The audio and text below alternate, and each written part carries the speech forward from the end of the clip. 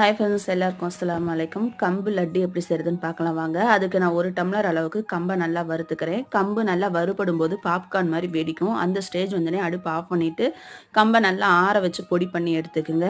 இப்போ 1 டம்ளர் அளவுக்கு நிலக்கடலை எடுத்திருக்கேன். அதையும் நல்லா வறுத்து தோல் எடுத்து ஒரு மிக்சி ஜாரில் போட்டுக்கிறேன்.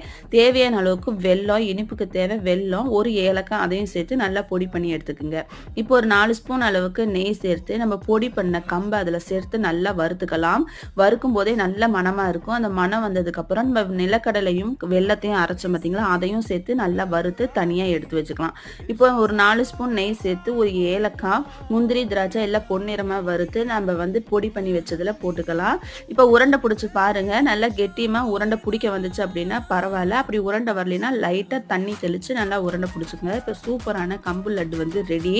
இந்த மாதிரி நீங்கள் குழந்தைகளுக்கு செஞ்சு கொடுத்து பாருங்கள். ரொம்ப சத்தான ஒரு லட்டு. ட்ரை பண்ணி பாருங்கள்.